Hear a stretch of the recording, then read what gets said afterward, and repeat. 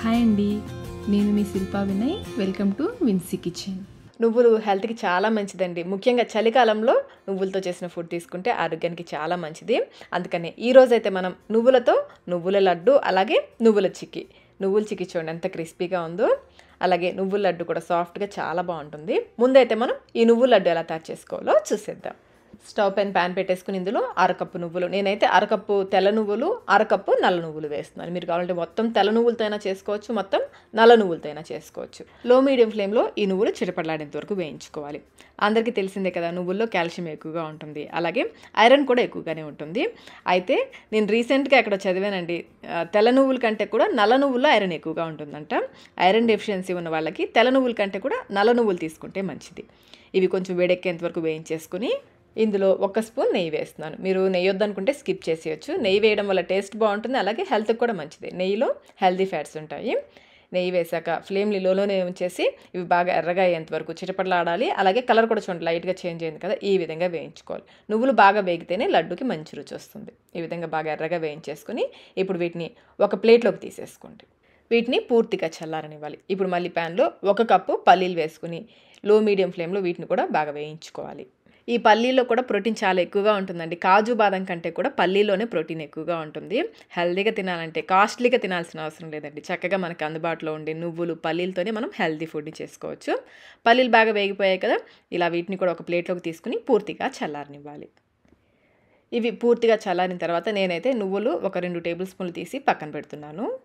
లేదు మీరు మొత్తం గ్రైండ్ చేసేసుకోవాలనుకుంటే మొత్తం వేసేసైనా గ్రైండ్ చేసుకోవచ్చు. వీటిని మిక్సీ జార్లో వేసేసుకొని వీటితో పాటుగా 4-5 యాలకులు కూడా వేసేసి మధ్య మధ్యలో కలుపుకుంటూ బాగా గ్రైండ్ చేసుకోవాలి. ఇవి గ్రైండ్ అయిన తర్వాత వేయించుకున్న పల్లీలు కూడా వేసుకోవాలి. ఇందులోనే 1 కప్పు తురిమిన బెల్లం వేసుకోవాలి. నువ్వులు 1 కప్పు, పల్లీలు 1 కప్పు, బెల్లం, తురిమిన బెల్లం 1 కప్పు వేసేసుకుని ఒకసారి ఇదంతా కూడా బాగా కలిసేలా కలుపుకొని బాగా కలిపేసుకుని మధ్య మధ్యలో ఆపుకుంటూ ఇది కొంచెం ముద్దగా అయ్యేంత వరకు గ్రైండ్ చేసుకోవాలి. మనకి లడ్డు చేయడానికి వీలుగా వచ్చేంత వరకు చూడండి, మన చేత్తో మనం ముద్దగా చేస్తే చక్కగా ముద్ద అవ్వాలి. ఈ విధంగా గ్రైండ్ చేసుకోవాలి. ఇప్పుడు ఈ మిశ్రమాన్ని మనం నువ్వులు వేయించుకున్న ప్యాన్ ఉంది కదా, అందులోకి తీసేసుకుంటున్నాను. అలాగే పక్కకి తీసి పెట్టుకున్న నువ్వులు ఉన్నాయి కదా, అవి కూడా ఇందులో వేసేసుకోవాలి. ఈ నువ్వులు లడ్డు తినేటప్పుడు మధ్య మధ్యలో తగులుతుంటే చాలా బాగుంటాయి. నెయ్యిలో వేగాయి కదా, బాగుంటాయి, కమ్మగా ఉంటాయి. మీరు వద్దనుకుంటే మొత్తం నువ్వుల్ని గ్రైండ్ చేసేసుకోవచ్చు. ఈ నువ్వులు కూడా ఇందులో బాగా కలిసేలా కలిపేసుకుని కొంచెం కొంచెం ఈ మిశ్రమాన్ని తీసుకుని లడ్డూలాగా చేసేసుకోవడమే. చాలా టేస్టీగా ఉంటాయండి. చాలా ఈజీగా చేసుకున్నాం కదా, చాలా చాలా హెల్తీ కూడా. ప్రోటీన్ ఎక్కువ ఉంటుంది, కాల్షియం ఎక్కువగా ఉంటుంది, ఐరన్ ఎక్కువగా ఉంటుంది. చాలా చాలా హెల్తీ. మీరు బెల్లంకి బదులుగా ఖర్జూరం వేసి కూడా ఈ లడ్డూని చేసుకోవచ్చు. ఖర్జూరంతో చేసే లడ్డు రెసిపీ అయితే ఆల్రెడీ మన ఛానల్లో ఉంది. రెసిపీ లింక్ నేను డిస్క్రిప్షన్ బాక్స్లో ఉంచుతాను, చూడండి. ఇలాగే మిగిలిన లడ్డూలన్నీ చేసుకోవాలి. హెయిర్ ఫాల్ ఉన్న వాళ్ళు, ఐరన్ డెఫిషియన్సీ ఉంటే ఆటోమేటిక్గా హెయిర్ ఫాల్ ఉంటుంది, అలాగే బోన్స్ స్ట్రాంగ్గా ఉండాలనుకున్న వాళ్ళు ఈ లడ్డూని ప్రతిరోజు ఒకటి తినండి, మంచి రిజల్ట్ ఉంటుంది. సాఫ్ట్ అండ్ టేస్టీ నువ్వుల లడ్డు ఎలా తయారు చేసుకోవాలో చూసాం కదా. ఇప్పుడైతే మనం క్రిస్పీ నువ్వుల చిక్కీ ఎలా తయారు చేసుకోవాలో చూద్దాము. అసలు ఈ నువ్వుల చిక్కీ టేస్ట్ ఉంటుందంటే ఎంత బాగుంటుందో, క్రిస్పీగా. ఈ పద్ధతిలో మీరు కూడా ఒకసారి తప్పకుండా ట్రై చేయండి.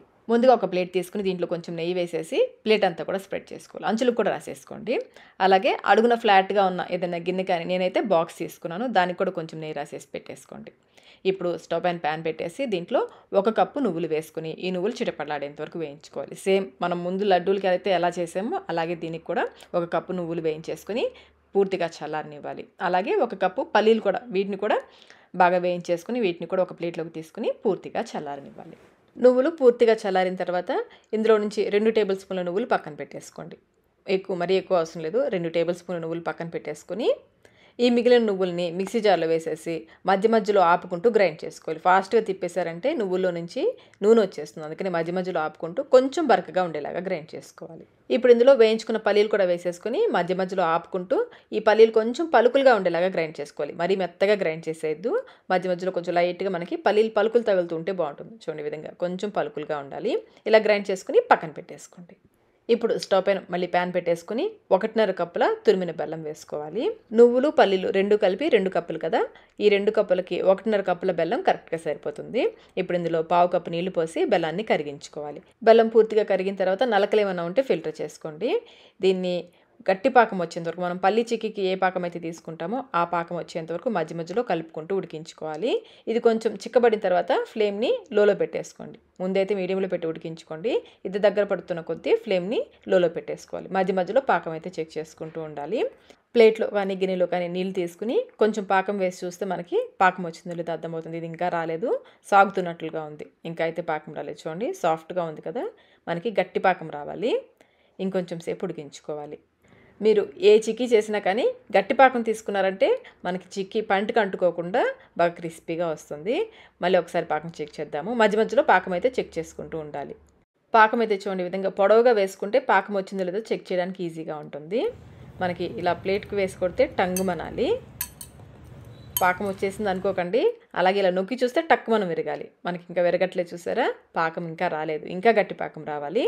ఇంకొంచెం సేపు ఉడికించుకోవాలి.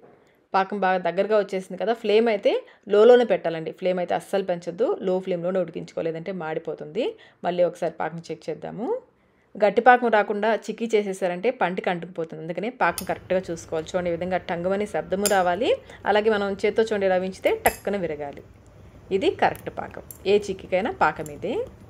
ఇప్పుడు ఇందులో మనం గ్రైండ్ చేసుకున్న నువ్వులు పల్లీల పొడి ఉంది కదా, అది వేసేసుకొని ఫ్లేమ్ అయితే ఆఫ్ చేయొద్దు, లోలోనే ఉండాలి.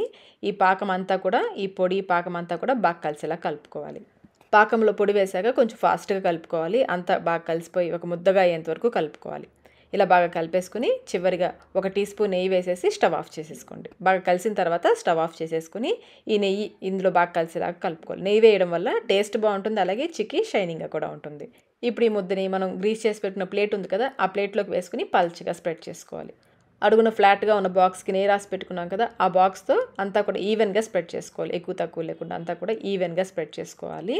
ఇలా స్ప్రెడ్ చేసిన తర్వాత మనం పక్కకి తీసి పెట్టుకున్న నువ్వులు ఉన్నాయి కదా, వేయించిన నువ్వులు, ఆ నువ్వులన్నీ కూడా చల్లినట్లుగా వేసేసుకుని బాక్స్తో మళ్ళీ స్ప్రెడ్ చేసుకోవాలి. కొంచెం గట్టిగా ప్రెస్ చేస్తూ స్ప్రెడ్ చేసుకుంటే అంతా కూడా ఈవెన్గా స్ప్రెడ్ అవుతుంది. చూడండి బాక్స్తో ఈ విధంగా అంటూ ఉంటే నువ్వులు ఊడిపోకుండా, అలాగే మధ్యలో ఎక్కడొక్కడ గ్యాప్స్ లేకుండా చక్కగా స్ప్రెడ్ అవుతుంది. ఇలా అంతా కూడా పల్చగా స్ప్రెడ్ చేసేసుకొని నైఫ్తో కొంచెం వేడిగా ఉన్నప్పుడే మార్క్స్ చేసుకోవాలి. నేనైతే స్క్వేర్ షేప్లో కట్ చేస్తున్నాను, మీరు మీకు నచ్చిన షేప్లో కట్ చేసుకోవచ్చు. ఇలా కొంచెం వేడిగా ఉన్నప్పుడే నైఫ్తో మార్క్స్ చేసుకుని పూర్తిగా చల్లారనివ్వాలి. పూర్తిగా చల్లారిన తర్వాత నైఫ్తో కదిలించామంటే ఈజీగానే అంటుకోకుండా వచ్చేస్తుంది. మనం నెయ్యి రాసాం కదా ప్లేట్కి, అంటుకోకుండా ఈజీగానే వచ్చేస్తుంది. ఒకవేళ మీకు పొరపాటున అంటుకుపోయి రావట్లేదు అనిపిస్తే వీలైనంత లో ఫ్లేమ్లో కొంచెం వేడి చేస్తే అంటుకోకుండా చక్కగా వచ్చేస్తుంది. చూడండి చక్కగా వచ్చేసిందో కదా, ఎక్కడా కూడా అంటుకోకుండా చక్కగా వచ్చేస్తుంది. పీసెస్ కూడా చూడండి టక్కున విరిగిపోతున్నాయి. పర్ఫెక్ట్గా వచ్చేసింది చిక్కీ అయితే. మరి మీరు కూడా ఈ టిప్స్ ఫాలో అవుతూ ఈ కొలతల్లో నువ్వుల చికెన్ ఒకసారి తప్పకుండా అయితే ట్రై చేయండి. టేస్ట్ అయితే చాలా చాలా బాగుంటుందండి. మధ్య మధ్యలో పల్లీలు తగులుతూ నువ్వులు తగులుతూ టేస్ట్ చాలా చాలా బాగుంటుంది. చాలా క్రిస్పీగా కూడా ఉంటుంది. మరి ఇంకెందుకు ఆలస్యం, మీరు ట్రై చేసి మీకు టేస్ట్ ఎలా అనిపించిందో మాకు కమెంట్ రూపంలో తెలియచేయండి. వీడియో నచ్చినట్లయితే లైక్ చేయండి, మీ ఫ్రెండ్స్కి ఫ్యామిలీ మెంబర్స్కి షేర్ చేయండి. మన ఛానల్ని ఫస్ట్ టైం చూస్తున్నట్లయితే సబ్స్క్రైబ్ కూడా చేసుకోండి. Thank you.